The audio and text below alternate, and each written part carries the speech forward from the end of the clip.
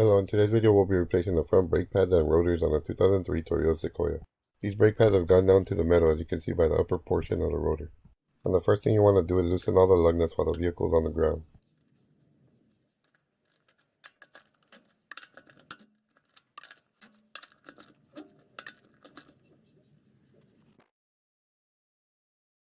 And once you got them all loose, you want to lift the vehicle using a jack. And once you got it lifted high enough, you want to put the jacks in as well. And you can now completely remove the wheel.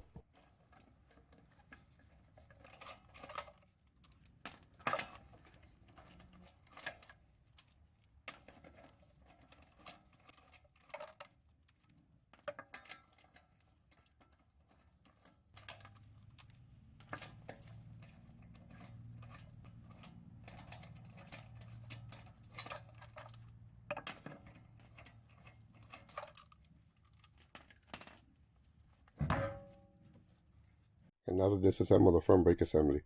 We can start by removing the clip at the end of the caliper pin. And all we gotta do is use a screwdriver or something similar to push out on the hook portion of the clip.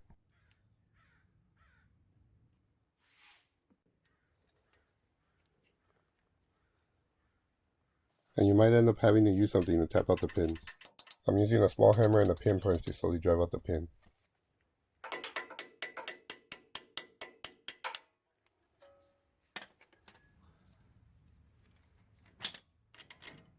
And now to remove the anti-rattle spring, all you have to do is use a screwdriver to separate it from the brake pads.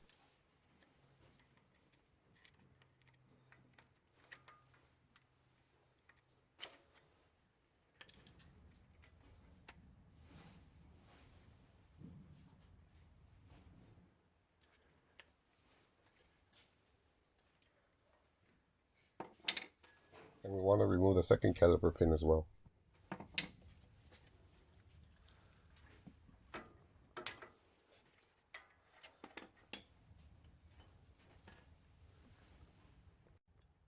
Next we want to use two screwdrivers to spread open the caliper. You want to place one on the top corner and on the bottom corner of the brake pad. And you want to slowly push forward so it compresses the brake caliper.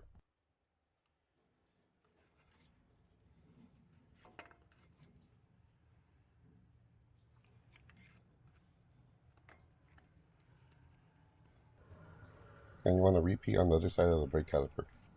And you want to alternate back and forth until you feel there's enough room for the new brake pads and the new rotor. And you will notice as you compress one side, the other side starts coming out, but you might want to wedge something in between.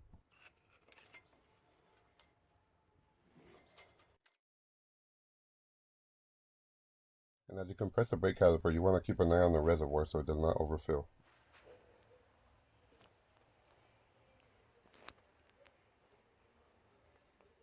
And we can now slide out the brake pads. And as you can see, there was pretty much no material left on the brake pad.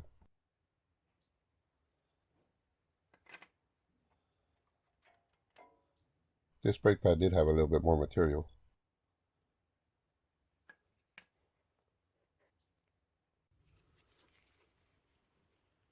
And now to begin removing the brake caliper, you gotta remove this bolt that attaches to the brake line bracket.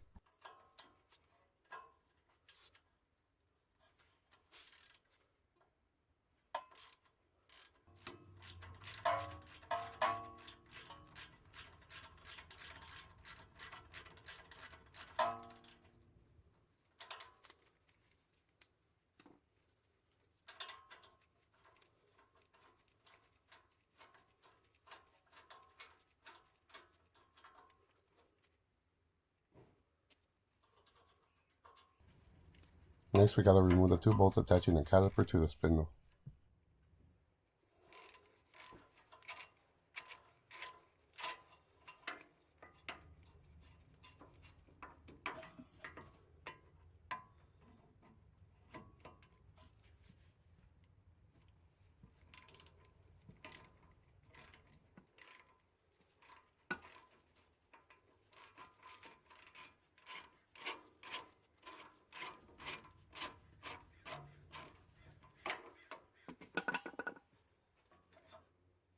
And you want to make sure to have one hand holding the caliper as you remove the bolts.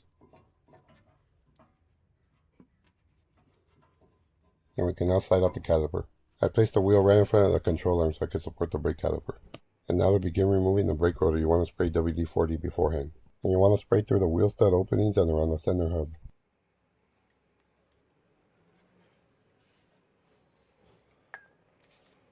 And next I like to slide pieces of heater hose over the wheel stud thread so they're protected from the hammer blows. And now you want to separate the rotor from the hub. And to do this, you want to use a good hammer and hit around the inside of the rotor. And you want to separate it from the hub all around, so you want to spin the rotor as you do so.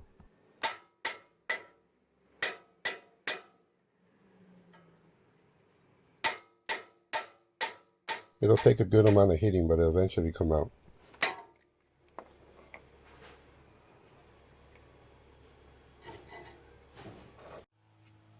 And now you want to prepare the new rotor by cleaning it with brake cleaner.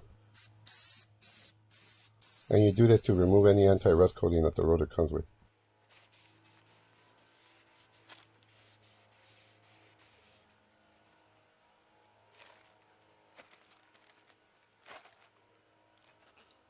And you want to repeat on the other side as well.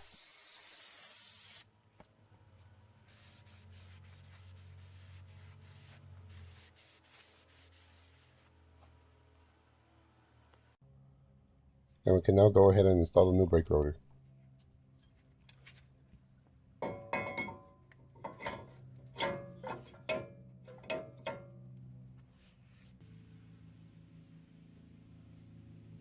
And next we can go ahead and reinstall the brake caliper.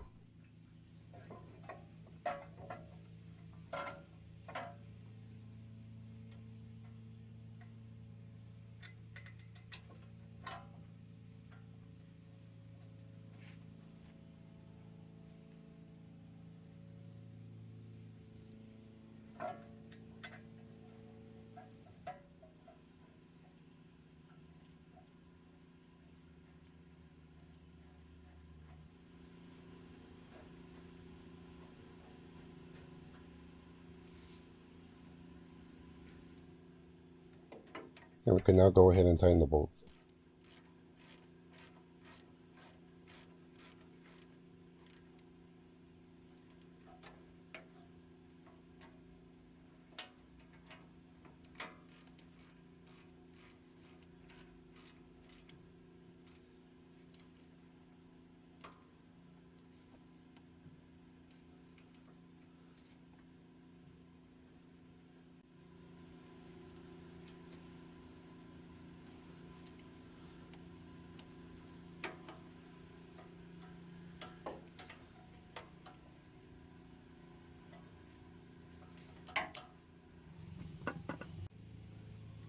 Next we can go ahead and reinstall the brake line bracket bolt.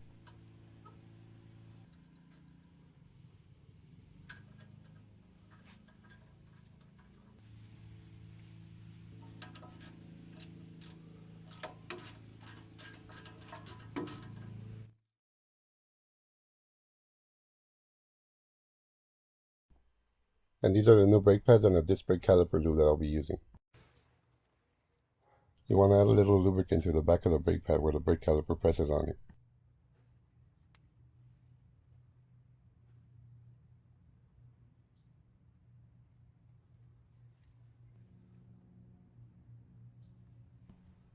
And we can now go ahead and slide in the new brake pad. And you want to repeat the same procedure on the next brake pad.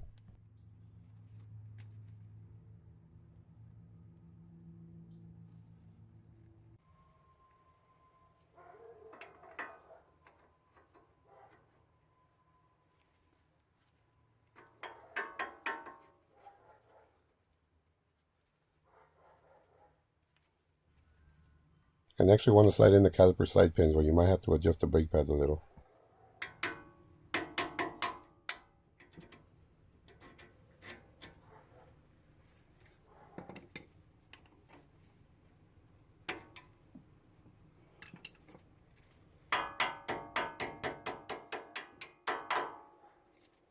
And for the upper caliper slide pin, you want to just install it to have it ready. We need to place the new anti-rattle spring in position before we fully insert the caliper pin. You want to make sure that the caliper pin slides into both loops of the spring.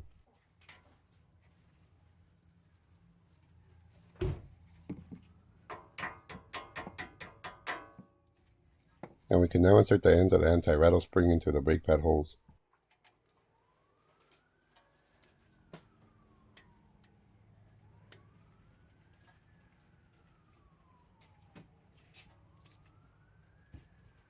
And next we want to reinsert the clips at the end of the caliper pin.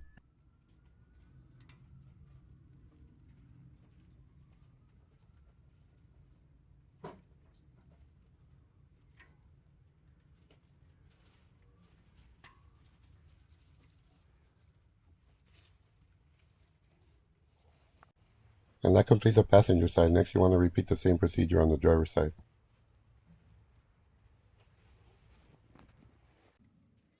And after reinstalling the wheel, you want to make sure that you torque the wheel.